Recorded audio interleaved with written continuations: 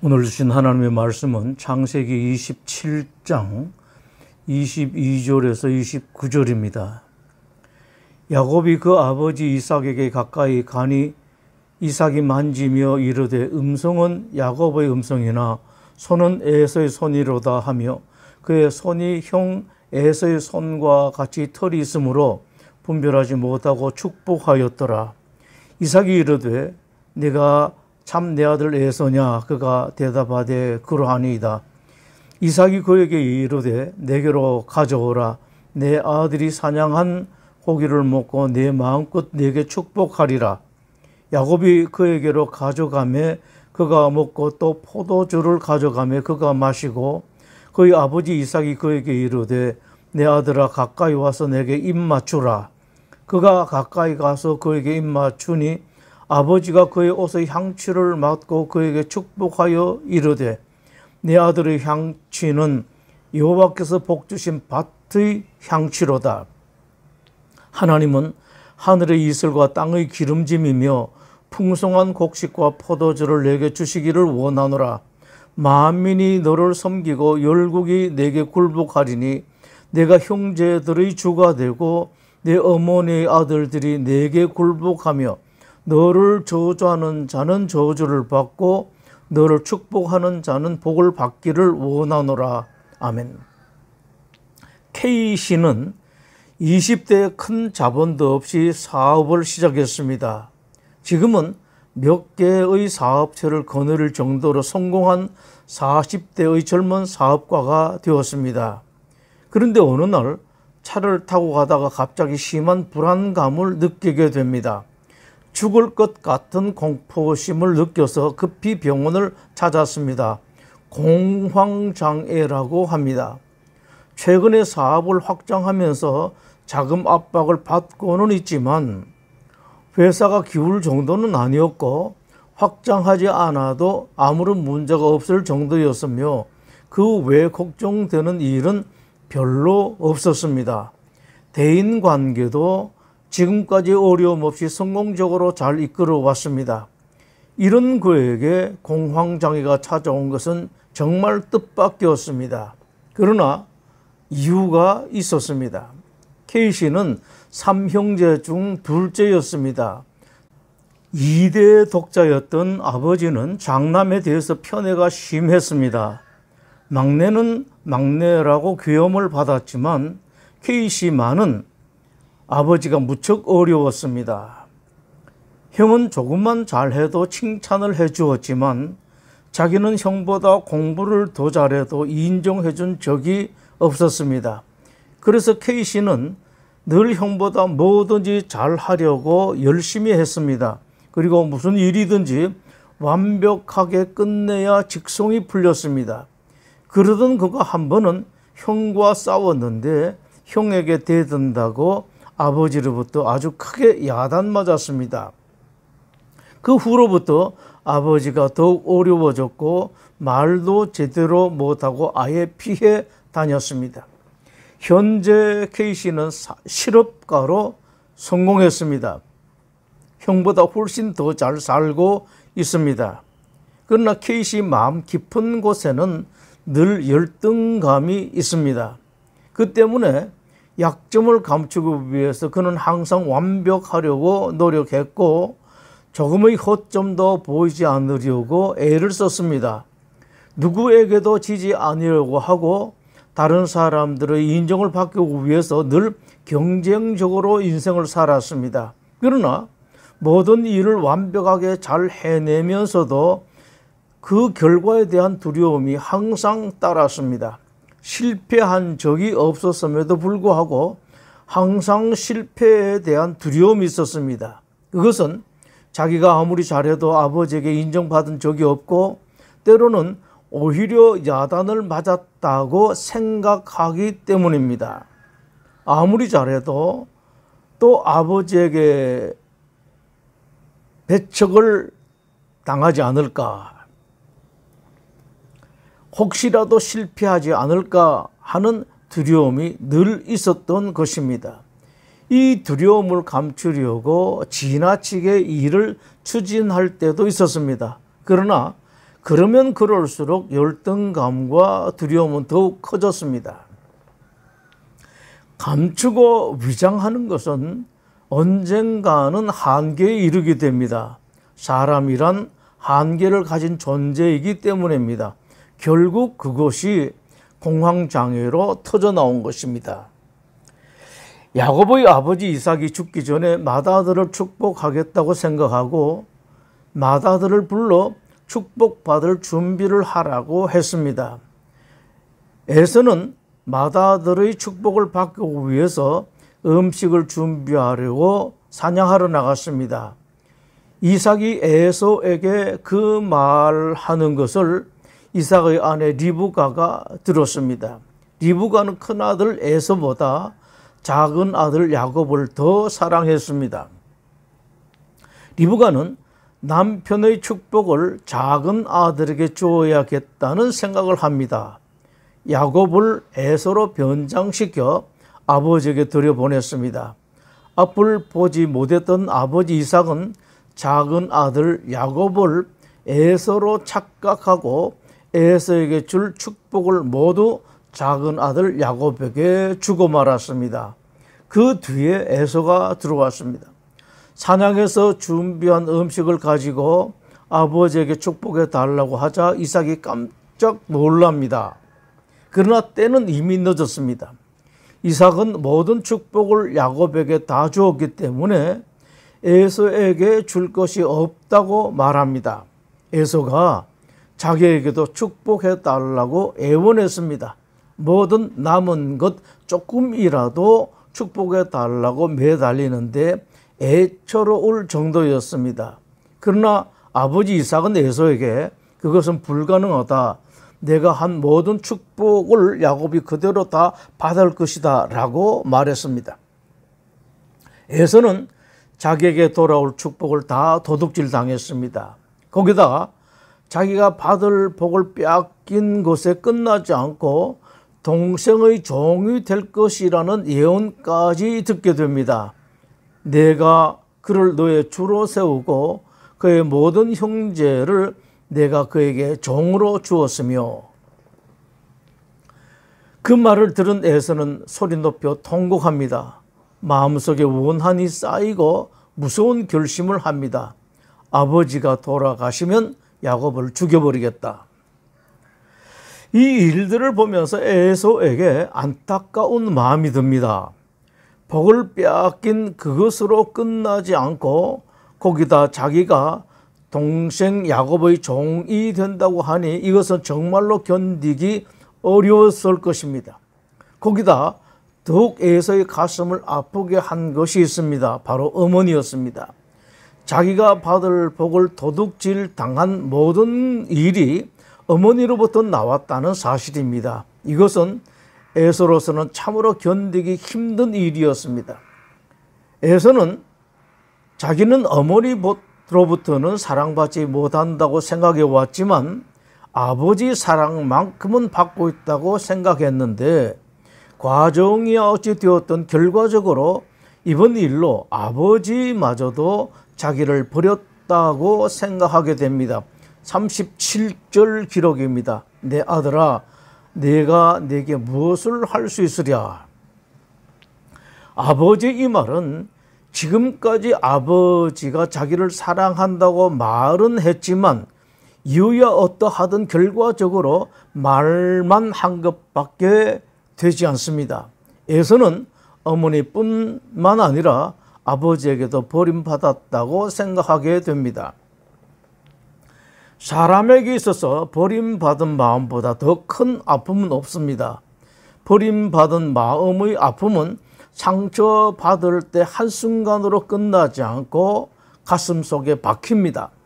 두고두고 인생에 어두운 영향을 끼치게 됩니다. 여러 가지 병이 생기게 됩니다. 버림받은 마음으로 생기는 병은 모든 병을 망라합니다. 예를 들면 아픔이 있습니다. 버림받은 상처로 인해서 아픈데 왜 아픈지 모릅니다. 그리고 외롭습니다. 까닭을 모릅니다. 이것을 보아도 저것을 보아도 무엇을 보아도 외로울 것, 아플 것이 없는데 아프고 외롭습니다. 그리고 열등감과 무가치함을 느끼게 됩니다. 스스로 자신을 별 볼 일 없는 존재, 필요 없는 존재라고 생각하게 됩니다. 또 두려워하고 사람이 위축됩니다. 그래서 도피하고 숨습니다. 다른 사람들이 사랑하려고 해도 자꾸 도망갑니다. 보호해 주려고 해도 도망갑니다. 슬그머니 사라지는 경향이 있습니다. 버림받은 마음이 있으면 이처럼 도망가는 경향이 많습니다. 그리고 버림받은 마음이 있는 사람들에게는 미움이 있습니다. 원망이 있고 분노가 있습니다. 또 불안함을 가집니다. 인생이 불안하게 느껴지고 마음에 늘 불안이 있습니다. 또 믿음이 생기지 않습니다. 아무도 믿겨지지 않습니다. 교회에 나와서 처음에는 잘 사귀다가 이 사람도 안 믿어지고 저 사람도 안 믿어집니다. 그러면서 그 다음에 반드시 나가는 과정이 있는데 목회자도 목회자의 설교까지 믿어지지 않는 것입니다. 목사님이 자기를 싫어하는 것 같아 다른 교회에 나가야겠다고 생각합니다. 다른 교회로 갈 수 있습니다. 그런데 그것이 어디서부터 나왔는지 알지 못하면 시간이 지나면 같은 현상이 되풀이됩니다. 마지막에는 하나님까지 믿겨지지 않습니다. 문제는 버림받은 마음이 주변의 상황 혹은 상대방과 관계없이 자기 스스로 그렇게 만들어 간다는 데 있습니다. 나중에 정신 차리고 보면 내가 왜 그랬던가 생각이 들 정도입니다. 버림받은 마음을 가질 까닭이 없는데도 사실이 아님에도 스스로 자신을 버림받은 사람이라고 생각하고 자꾸 뒤로 물러갑니다. 그러면서 저 사람이 나를 밀어냈다, 나를 싫어한다고 생각합니다. 그 결과 더 미움과 원망 그리고 분노에 사로잡히게 됩니다. 그런데 누구를 원망하고 마음속에 원한을 쌓는 것은 더 큰 아픔을 불러오게 합니다. 그리고 또 다른 실패를 가져오게 됩니다. 그래서 실패하는 사람은 자꾸 실패합니다. 그러면서 늘 다른 사람 그리고 상황을 원망합니다. 마지막에는 하나님을 원망합니다. 에서의 이야기로 다시 돌아갑니다. 아버지가 에서에게 그 말을 했을 때 에서에게 꼭 있어야 할 것이 있었습니다. 그것은 아버지 그 말을 듣고 난 뒤에 동생에게 원한을 품을 것이 아니라 빨리 하나님을 찾는 것입니다. 하나님께 찾아가서 이렇게 말씀드리는 겁니다. 하나님, 아버지가 나에게 줄 복이 없다고 합니다. 동생에게 다 빼앗겼다고 말합니다. 그래서 제가 하나님께 왔습니다. 우리 아버지가 나에게 줄 것이 없어도 하나님께서는 나에게 얼마든지 복을 주실 수 있다는 것을 압니다. 하나님께서 저에게 직접 복을 주십시오. 만약 에서가 이렇게 했다면 큰 전화위복이 되었을 것입니다. 아담의 큰아들 가인이 이러했어야 했습니다. 하나님께서 자기 제사를 받아주시지 않았습니다. 그렇다고 할지라도 얼른 하나님께 찾아가서 하나님, 뭔지 몰라도 제가 잘못했습니다. 다음부터는 잘하겠습니다. 다음에는 확실하게 잘하겠습니다. 라고 했다면 하나님께서 받아주시지 않으셨을 리가 없습니다. 틀림없이 그래, 한 번이야 실수할 수 있지. 다음부터 잘하도록 해라 는 말씀을 하셨을 것입니다. 인생은 이렇게 살아가는 것입니다. 별것 아닌데 괜히 어렵게 생각하고 내가 어렵게 만들어 나갑니다. 사울도 그랬어야 했습니다. 하나님께서 이제 너를 버렸다고 말씀하셨습니다. 그 말을 들었을 때 사울은 얼른 하나님 앞에 엎드렸으면 되었습니다. 하나님, 제가 이번에 큰 실수를 했습니다. 앞으로는 절대 절대 그러지 않겠습니다. 한 번만 기회를 주시면 그때는 정말로 잘하겠습니다 라고 했다면 하나님께서 틀림없이 사울을 받아주시고 기회를 주셨을 것입니다. 우리 하나님은 이런 하나님이십니다. 그것을 너무나도 분명하게 보인 것이 다윗의 일입니다. 다윗이 얼마나 큰 죄를 지었습니까? 얼마나 악한 죄를 지었습니까? 다윗의 죄는 성경 전체에서 그 어떤 것과도 비견이 안 될 정도로 무서운 죄입니다. 왕이란 권력으로 그렇게 악한 짓을 했습니다. 죄를 숨기기 위해서 그렇게 충직한 부하를 비참하게 죽도록 만들었습니다. 하나님께서 너무나 화가 나셨습니다. 아주 무섭게 책망하셨습니다. 다시는 안 보실 것 같았습니다. 그럴 때 다윗이 어떻게 했습니까? 포기하지 않고 하나님 앞에 엎드렸습니다. 절망하지 않고 좌절하지 않고 물러나지 않았습니다. 이런 것이 있어야 합니다. 천국은 침노하는 자에게 돌아가는 것입니다. 예수님께서 친히 말씀하셨습니다. 천국은 침노를 당하나니 침노하는 자는 빼앗느니라. 포기하면 안 됩니다. 하나님 앞에 자꾸 나가야 합니다. 다윗이 하나님 앞에 엎드리자 하나님께서 즉각적으로 용서하셨습니다. 그래 알았다. 지은 죄가 있으니 벌을 받아야 하지만 그러나 용서한다. 에서가 하나님을 찾아가서 그 앞에 엎드렸다면 어련히 받아주셨겠습니까? 기왕 일이 그렇게 된 바에야 그때 에서에게 필요한 것이 바로 저 포도는 시다라는 것입니다. 이솝 우화입니다. 무더운 여름날 여우 한 마리가 숲속을 돌아다니면서 먹을 것을 구하려 했지만 아무것도 얻지 못하자 사람이 사는 마을로 내려왔습니다. 마침 포도밭이 있었습니다. 포도송이가 주렁주렁 달려 있었습니다. 웬 떡인가 싶었는데 포도송이들이 너무 높이 달려 있었습니다. 자기 키로는 도저히 딸 수가 없었습니다. 발버둥 쳐보기도 하고 발짝 뛰어보기도 했지만 소용이 없었습니다. 여우가 자기 능력으로는 도저히 그 포도송이를 딸 수 없음을 알게 됩니다. 포기하면서 돌아서면서 중얼거리는 말이 있습니다. 저까지 맛없는 포도송이 너무 쉬어서 내 입에는 맞지 않아.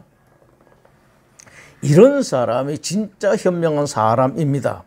받았으면 좋겠지만 기왕 받지 못했다면 아버지 축복은 아무것도 아니라고 생각했으면 되었습니다. 축복뿐만 아니라 재산이나 뭐든 받지 못했다면 그까짓 것 아무것도 아니라고 생각하면 됩니다. 사랑도 그렇습니다. 혹 못 받았다면 까짓것 썩은 사랑, 신사랑이라고 생각하고 안타까워할 필요가 없습니다. 예수님께서 뱀처럼 지혜로우라고 말씀하신 말씀이 이것입니다. 예수가 하나님을 찾았다면 틀림없이 이렇게 말씀하셨을 것입니다. 얘야 마음이 많이 아프지 그러나 아파할 것 없다. 그것이 뭐 별것이냐. 진짜 축복이 나에게 있지 않느냐. 내가 너에게 줄 수 있는 복이 너희 아버지가 줄 수 있는 것보다 1000배, 10,000배 되지 않겠니? 이런 하나님을 제대로 아는 사람이 있었습니다. 요셉입니다. 형들에게 미움을 받아 저 멀리 이집트의 노예로 팔려갑니다. 그때 나이 17살이니 얼마나 어린 나이였습니까? 팔려갈 때 자기를 팔아넘긴 형들에게 얼마나 애처롭게 사정했겠습니까? 요셉의 형들은 이런 요셉을 모질게도 외면하고 말았습니다. 요셉이 저 멀리 이집트로 질질 끌려갔습니다. 요셉 가슴 속에 인생 속에 얼마나 큰 원한이 사무쳤겠습니까? 성경을 보면 요셉에게 원통함이 있었던 것이 거의 틀림없습니다. 그러나 요셉은 그 사무치는 원한에게 오래 끌려다니지 않았습니다. 가슴 속에 있던 원한을 다 빼내고 그 자리에 하나님으로 채웠습니다. 요셉이 얼마나 힘을 써서 가슴 속에 하나님으로 채웠는지 성경 곳곳에 나옵니다. 요셉은 건드리기만 하면 하나님이 나왔습니다. 보디발의 아내가 요셉을 유혹했습니다. 그때 하나님이라는 말이 무슨 말인지도 모르는 보디발의 아내에게 요셉이 한 말입니다. 나는 하나님 앞에서 그런 짓을 할 수 없습니다. 또 뜻을 몰라 답답해하는 전직 장관들에게 요셉이 한 말을 기억해 보십시오. 요셉이 그들에게 이르되 해석은 하나님께 있지 아니하니까.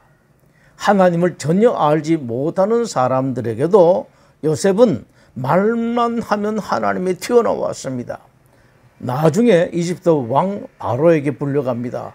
바로가 요셉에게 내가 꿈 해몽을 잘한다는 말을 들었다고 했을 때 요셉이 한 대답은 기독교인 최고의 대답입니다. 내가 아니라 하나님께서 바로에게 편안한 대답을 하실 것입니다. 요셉 가슴 속은 하나님으로 가득 찼습니다. 원한이 없습니다. 요셉도 인간이라 있었을 것입니다. 그렇지만 없어졌습니다. 혹시 인생 살다가 버림받은 경험이 있습니까? 정말로 가슴 아픈 경험이 있습니까? 특히 사랑하는 사람으로부터 죽을 만큼 힘든 아픔을 받은 적이 있습니까? 그럴 때 실컷 우는 것도 조금은 미워하는 것도 괜찮습니다. 욕하는 것도 괜찮습니다. 그러나 잠시만 하고 마십시오. 오래 끌고 가면 안 됩니다. 그리고 얼른 돌아서서 하나님을 찾으십시오. 미움, 원망, 원통 대신 하나님으로 마음을 채우십시오. 하나님에게 치료가 있습니다. 회복이 있습니다. 그리고 하나님에게는 전화위복이 있습니다. 그 상처를 받지 않았을 때보다 더 나은 전화위복이 있습니다. 가슴 속을 하나님으로 가득 채우게 되면 하나님께서 요셉에게 주신 것처럼 여러분이 상상도 하지 못할 선물로 채워주실 것입니다. 예레미야 8장은 말씀하십니다. 여호와께서 시온에 계시지 아니한가? 그의 왕이 그 가운데에 계시지 아니한가? 길라앗에는 유향이 있지 아니한가? 그곳에는 의사가 있지 아니한가? 일이 있든지 없든지 그저 하나님을 찾으십시오. 여러분이 찾아오시면 하나님은 그렇게 반가워하십니다. 필요하다면 환경이든 역사든 무엇이든 하나님께서 바꿔주실 수 있습니다. 기도하겠습니다. 하나님, 우리 성도들에게 일이 있든지 없든지 시도 때도 없이 하나님을 찾아가는 그런 참된 신앙인들이 되게 하여 주시옵소서. 그리고 가슴을 요셉처럼 하나님으로 가득 채우게 하여 주시옵소서. 원한이나 미움이나 다른 그 어떤 것들이 조금도 자리를 찾지 못할 정도로 가슴속을 하나님으로 가득 채운 그런 믿음의 성도들이 되게 하여 주시옵소서. 예수님 이름으로 기도드립니다. 아멘.